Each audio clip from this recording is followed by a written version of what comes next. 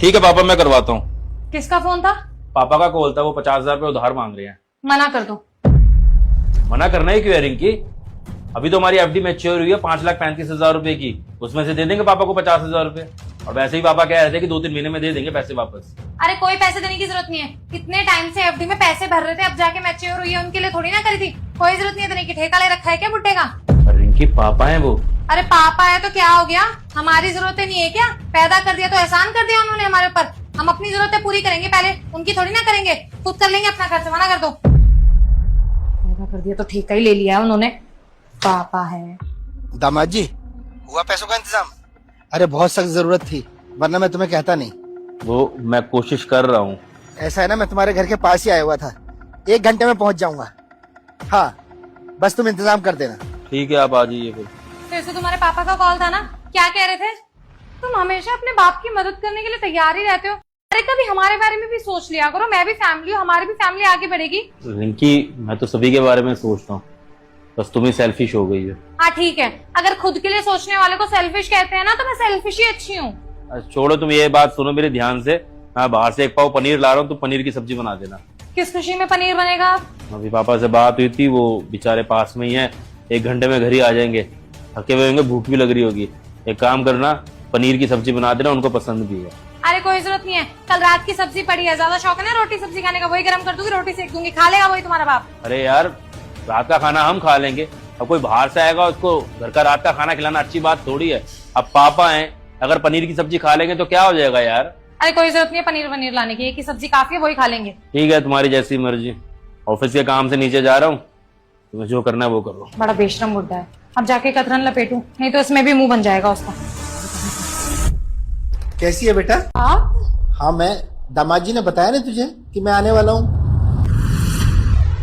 पापा का कॉल था, वो 50,000 रुपये उधार मांग रहे हैं। ठीक है, आप आ जाइए। बेटा क्या सोच रही है?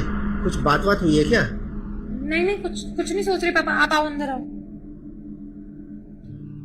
क्या हो गया पापा? बहुत परेशान लग रही हो। क्या बताऊं बेटा, थोड़ा परेशानी में था, थोड़ी सी पैसों की दिक्कत है, तेरी मदद चाहिए थी थोड़ी सी। पैसे? तो पापा आपने पहले क्यों नहीं बताया? बेटा सोचा तो था कि खुद संभाल लूंगा, लेकिन कुछ हो नहीं पाया बेटा। कितने पैसों की जरूरत है? बेटा 50,000 रुपए। अरे ससुर जी, अरे बैठे बैठे ना, खड़े मत होइए। और कैसे हैं आप? ठीक हूँ बेटा। अरे नहीं बेटा, पैर में छूने की जरूरत नहीं है।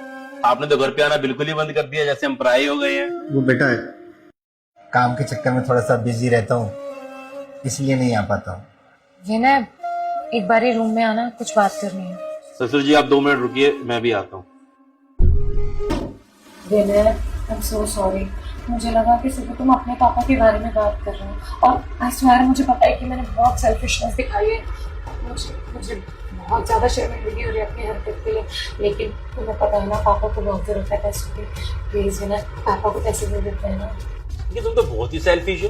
जब तक तुम्हें पता था कि मेरे पापा की बात चल रही है, तो तुम मदद करने के लिए तैयार नहीं थी। मुझे 4 बातें सुना रही थी ज्ञान की, कहती कि घर में हमारे को इस चीज की जरूरत है, उसकी चीज की जरूरत है, तेरे को हमारे बच्चे होंगे। जैसे तुमको पता लगे कि तुम्हारे पापा को पैसों की जरूरत है, तुम्हारा रूप एकदम बदल गया।